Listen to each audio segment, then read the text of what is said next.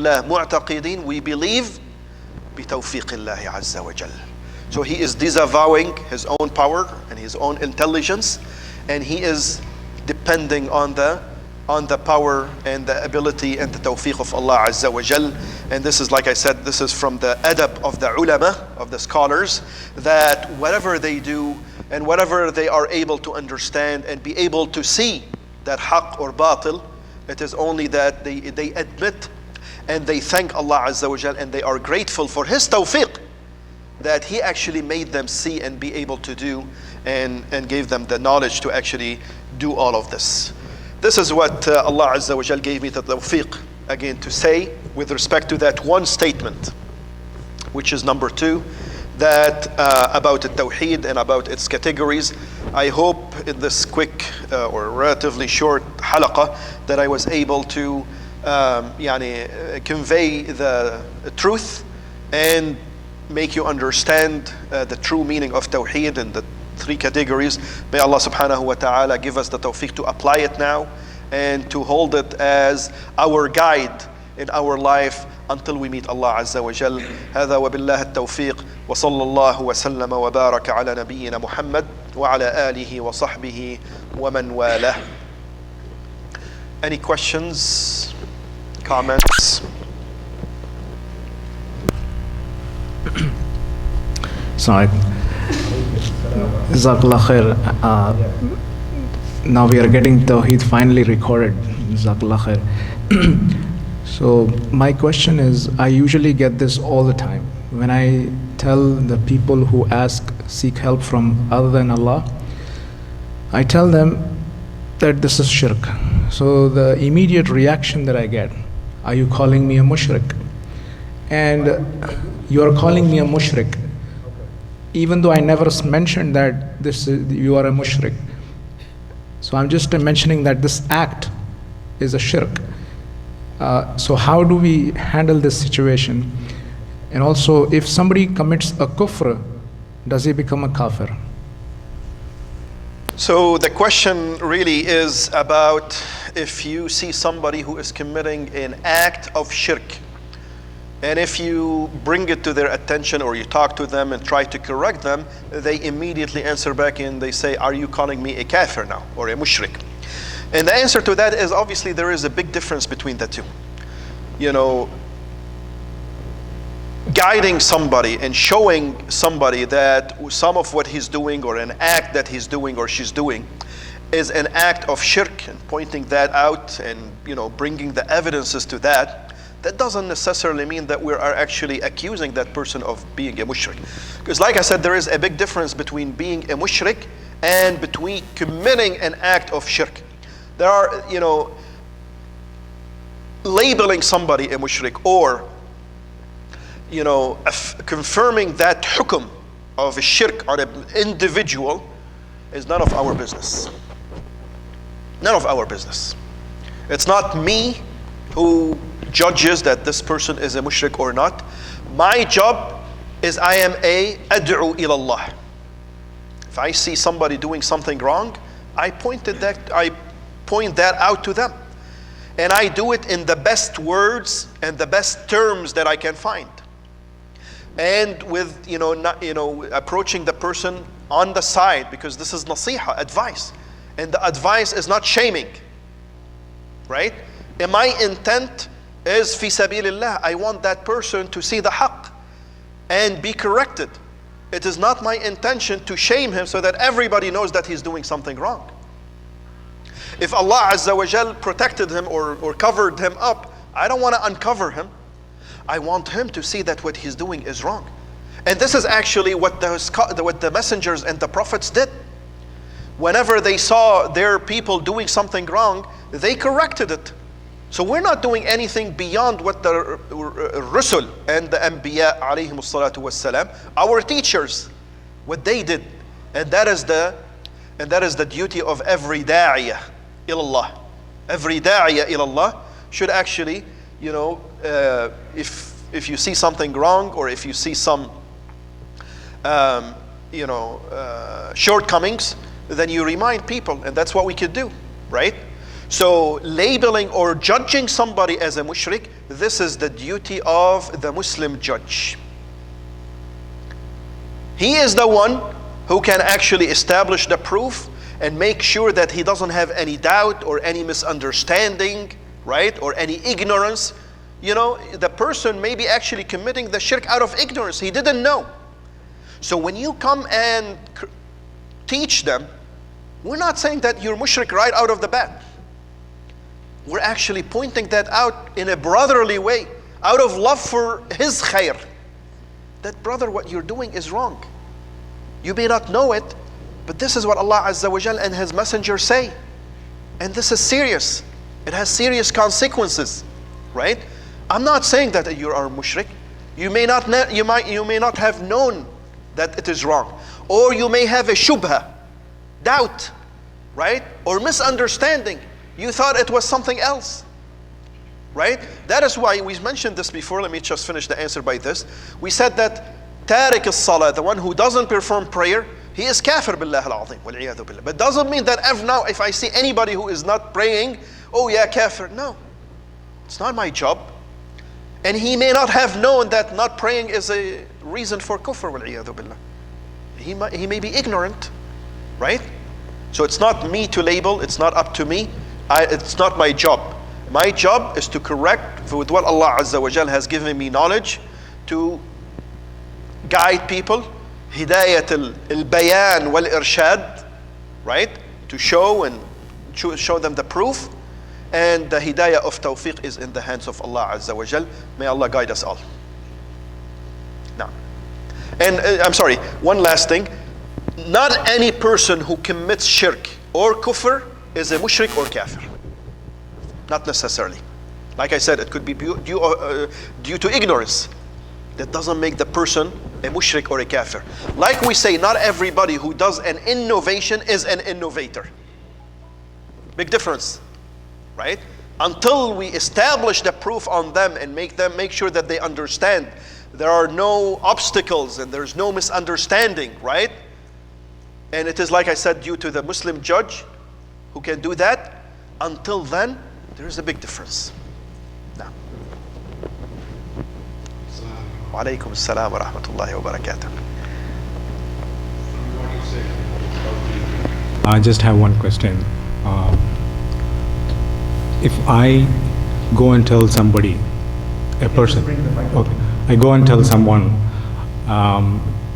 for example, I just go and tell a person A, and I tell him, I pray him to cause a harm to another person B, not with the hitman or anything, not physically, but he can do, I believe that he can do something which is going to cause harm to person C.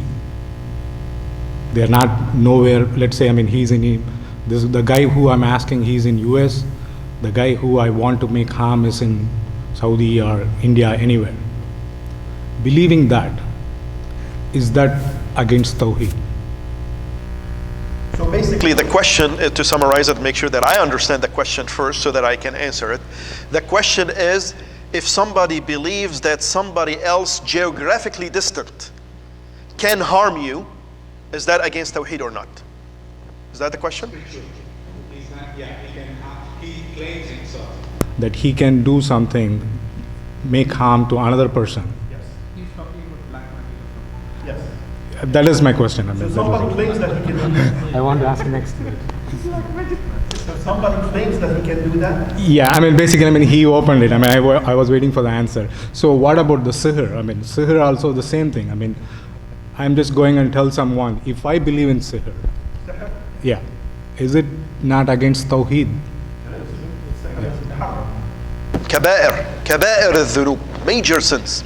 To do it or to believe in it is from the major sins. Actually, we talked about it, part of the Tawheed. But back to the question, the original question that you had.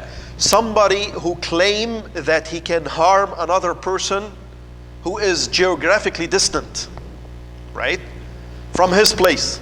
Or somebody who believes and is afraid that somebody else can harm him, while that person is, again, geographically distant. All of this is again Tawheed and is actually, iyadan billah, one type of shirk. Shirk in which part? Yeah, I know shirk billah, but which part? All shirk is in shirk billah. Let me make it clearer. We said there are three types of tawheed, remember? Type. Shirk under which category? This is what I meant. Shirk in al-asma' was-sifat. Al-asma' was-sifat. Why? Ya akhwan, who can harm in an absolute way the way this person claims to be capable of? Who can do that? Allah Azza wa Jal, from His names and attributes, is that He is a nafi' and a dar. Yani He is the one who can provide benefit. Who can provide al-manfa'a, nafa'. And He is the one who can harm, al-dar. That is why we seek protection in whom? Allah Azza wa Jal, because He is the one who ward off evil and harm. And we ask for benefit from whom? لأنه هو النافع. Who is the one who can provide that? So when that person claims that he is able to do that, then what he effectively did, he made himself peer to Allah Azza wa Jal in that attribute. And that is exactly shirk. What is shirk, ya akhwan? Seriously, because a lot of people actually don't understand what is the meaning of shirk to begin with. What is shirk? If somebody asks you, why is this shirk? What is shirk? It has nothing to do with shirk. Because some people have a narrow understanding of what shirk is. I'll tell you, we actually talked about this before, but I'll refresh your memory. If definition of a shirk is to actually equate something or someone with Allah Azza wa Jal in any aspect that only Allah Azza wa Jal is capable of. Let's take a few examples to answer that. If somebody claims that somebody created the moon, he is committing shirk because he made somebody peer to Allah Azza wa Jal in being able to create. And Allah Azza wa Jal is the only creator. So this is shirk in rububiyyah. He is the only Rabb. Another person comes and claim, well, wait a minute, I can provide rizq. Come, seek the rizq from me. You say this is shirk because al-raziq huwa Allah. So you are equating that person with Allah Azza wa Jal in the ability of providing a rizq. And we say Allah Azza wa Jal is a raziq. La raziqa siwa. Nobody can provide rizq except Him subhanahu wa ta'ala. We are only means. Allah Azza wa Jal did not make it in such a way that it rains dollars. You know? But He provided means. But that doesn't make you as a raziq. You are, for example, the owner of the business. I work for you. You give me salary at the end of the month or bi-weekly. That doesn't make you a raziq. You're only a means. Naam. Allah Azza wa Jal remains the raziq. Somebody who claims that I can see somebody in India, here, from my place in here. MashaAllah. Allahu Akbar. Without satellite, without anything. Yeah, something. Or somebody can say, from my place here. You're able to, you see me, I'm from my place in here. I just went performed pilgrimage and came back. MashaAllah. Yeah. Over the clouds. Or some people claim, from my place in here, don't you want to pray Isha? La, alhamdulillah, I just prayed in Al-Haram. From my place here, I didn't move. All of is shirk. Because going back to the definition, and I want everybody to actually memorize this and remember this. What is shirk? Shirk is equating. Because it is from sharik. Yani shirk, yani to make a sharik to Allah Azza wa Jal, a partner. And the partners are equal. Right? So to equate with Allah Azza wa Jal something or somebody in any aspect that only Allah Azza wa Jal is capable of. Now, alhamdulillah. That's, once you have this definition, it becomes easy, inshallah. Right? Who can see in that way? Only Allah Azza wa Jal. Who can hear? Only Allah Azza wa Jal. My hearing is very limited. I couldn't hear somebody in that street, let alone the other side of Illinois. Now India goes without saying. No way. Right? Or somebody diseased. Ya Hussein. Allahu Akbar. You make istighatha by Al-Hussein. Where's Al-Hussein? Or Muhammad, Ya Muhammad. Ya Ali. They cannot hear. They cannot hear you, or Ya Jilani, or etc., etc. Ya Qadiri, ya... How can they hear you?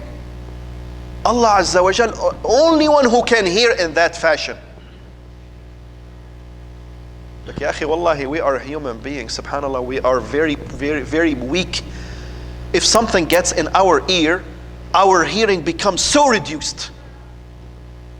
Water gets in our ear and we can hardly hear now. You have to go to a hearing aid and, and they put you in this very closed room to test your hearing and see how you, right? Come on, we are bashar. Now, salam. So the mushrikeen of Quraysh, they believed that Allah was the creator, Allah was the sustainer, but they would ask the idols to get closer to Allah. That was what they believed. They would go through the idols and they said, لِيُقَرِّبُونَ إِلَى اللَّهِ زُلْفَةً, to bring us closer to Allah Azza wa Jal. So they would go and, for example, slaughter for the idol so that it is pleased with them, to get its pleasure, so that it intercede on their behalf with Allah Azza wa Jal. Now, similar to people asking like a tree, a stone, an idol, or people in their graves. They cannot hear, they cannot respond, they cannot take us closer to Allah in any way. All of this is shirk in either the names and attributes or shirk in the uluhiyyah, in the divinity. Because if you direct portion of your acts of worship toward these things, then you equate it with Allah Azza wa Jalla. He is the only one true God worthy of worship. So when you worship somebody else or something else beside Allah Azza wa Jalla, you equate it. That is shirk. Assalamu alaikum. Well, I'm just trying to explain. Actually, I want you to explain a little bit more, specify that. Because he asked, about the shirk. The people who go to Mazar like Jilani, Maulana Hazrat Jilani, whatever, they go and they bow down, they prostrate over there, And if there's a lot of places in Pakistan, I know that people go there and bow them, things like that. They ask them, literally. When you talk to them, they start fighting with you and they are saying that, like you said, is that not a mushrik? A person who is doing in front of you and then have a proof of it? If he is doing this with knowledge and with understanding, then obviously that's a mushrik. Now we say a lot of these people are actually ignorant, or a lot of them, they have a misunderstanding. That's what they were taught. They don't know anything else. So in their own mind, they don't know that they're actually committing shirk. What they're committing is shirk. But a lot of them are ignorant. A lot of them, this is all what they know. So this is why I say, ya akhwan, wallahi, one of the greatest shortcomings that the ummah has today. We're not doing enough in terms of teaching people. I take blame, by the way. I blame myself and I blame all the people of knowledge. And I'm nobody, by the way. But I blame all the people of knowledge that we are not doing enough to preach and teach people. And there's a lot of ignorance in our ummah, by the way. So before we actually judge them, right? Or before we actually, label them as mushrik, we need to make sure, do they actually understand that this, what they're doing is shirk? They think I'm the ignorant. Well, that's another story. Now, again, we're not judges, but what I'm saying is, if we make it clear to them and they insist, we provide the proofs and you actually explain it and make it the clearest possible, and they still don't submit to this out of arrogance, right? And out of rejection, then this is another story. But again, this has to be done in front of a judge. Now, But rejecting it out of kibr and out of arrogance, right? Then that's a very serious matter. Now. So I got a response from somebody who does that. So the proof that they provide is the ayah of the Quran, Surah 555. Bismillah ar-Rahman ar-Rahim. إنما وليكم الله ورسوله والذين آمنوا الذين يقيمون الصلاة ويؤتون الزكاة وهم راكعون. Verily, your wali, protector or helper is Allah, His messenger, and the believer, those who perform as-salat, iqam as-salat, and give zakat, and they bow down to, maybe I'm not, is that the right one? Yeah. Yeah. Wali comes with different meaning. So obviously what they're trying to do in here, right, they're actually mixing things together on you and trying to convince you that in this ayah, the meaning is that the mu'mineen are now becoming, protectors and whatnot. And that's not the case. Al-wali comes from the word walaya. And al-walaya, which is the source of the word, it means two things. Love and support. Right? Yani when I say I am wali of you, means I love you, right? And I'll back you up. That is why Allah Azza wa Jal says, وَالْمُؤْمِنُونَ بَعْضُهُمْ أَوْلِيَاءُ بَعْضٍ. Yani they love one another and they support one another. Yani they help one another. Right? The ayah in here is that إنما وليكم الله ورسوله والذين آمنوا. يعني we love Allah Azza wa Jal. Allah Azza wa Jal also love al-mu'mineen and He provides support to them.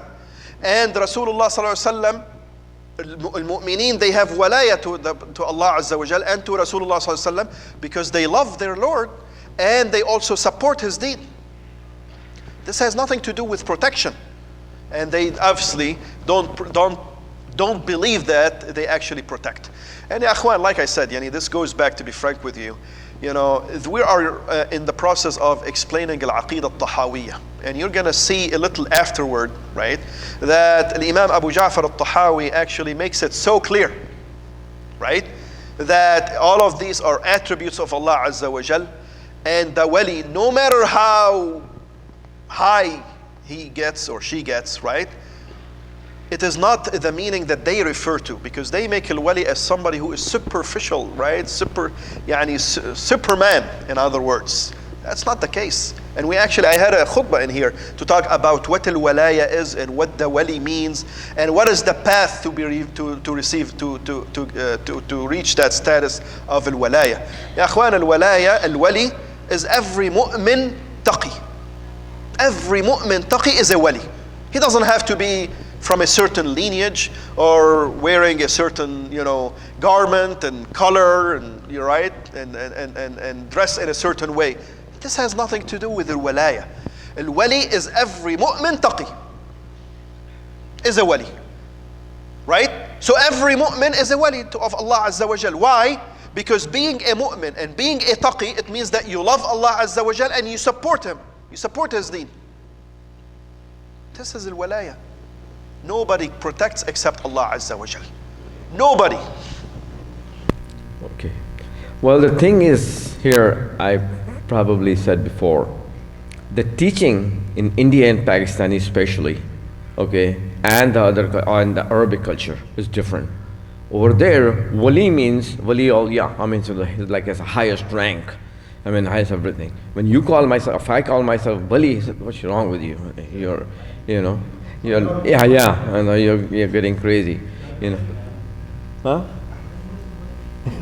Wali is like friend of Allah, wali Allah. Just we call a wali of Allah. But they call a wali Allah only the person who has a very high standard or higher knowledge, basically. And he prays like day and night, 24 hours, things like that. That's in front of them. It's like a wali Allah is that person. I cannot say myself I'm a wali. This is now you are, things like that. So see, the teaching of the Quran basically is not clear out there. Things like that. They are still, like you said, that ignorance. That probably comes from the right word for that. And but I would add to this, to be frank with you, That's the case, and you can see it actually. The reason they actually take the term out of context and they actually attribute different meaning to it, because they actually get a benefit out of it. Because now it is becoming a source of getting respect, income. You'll become revered. You know, people will look up to you. You become somebody who is, who's got, revered by people, and they actually pay you because they think they're doing a great qurba to Allah Azza wa Jal, right? So, and then these people start to make weird things that any other Muslim is not allowed to do. So this is what's interesting. How are you wali when you do things that Allah Azza wa Jal forbid, but you think yourself above the tashri'ah? Rasulullah Sallallahu Alaihi Wasallam didn't do that. So that's why we say that they are crossing the marks. They are, brothers, they are crossing the marks. Yeah. That's not walaya. This has nothing to do with walaya, by the way. That's not al-walaya. And we said over and over again, ya akhwan, the only path, there's no other path. The only path to the walaya is the path of the sharia, the path of ibadah. And hadith al-wali, we've explained it over and over again. And again, like I said, I gave a khutbah over here explaining that hadith. Allah Azza wa Jal says in the hadith Qudsi that أَفَلْ حَتَّى أُحِبَّ, يعني the best thing, وَمَا تَقَرَّبَ إِلَيَّ عَبْدِي بِشَيْءٍ أَحَبَّ إِلَيَّ مِمَّا افْتَرَضْتُهُ عَلَيْهِ, يعني the servant of me, Allah Azza wa Jal is talking, my servant does not draw closer to me, better, more beloved to me, more than actually carrying out the fara'id that I mandated upon him. And then he adds above and beyond by doing in nawafil until I love him. That is the path of walaya, ya ikhwan. There is no secret ingredient in here and weird stuff. It has nothing to do with walaya. Nothing. This is the hadith. The only path to Allah Azza wa Jal is the path of sharia, the path of ibadah to Allah Azza wa Jal. That's what makes people better than others. That's it. Even if I come from this lineage or that lineage, by Allah, how can a lineage, my lineage, makes me better than others? Subhanallah. Just being the mere fact, being that you are the descendant from a particular lineage, that makes you a wali? Has nothing to do with that. Now, do we have time? I think we're running out of time. Yeah. Let's do it next week, inshallah. That's one. Sallallahu wa sallam wa baraka ala nabiyyina Muhammad. Assalamu alaikum wa rahmatullahi wa barakatuh.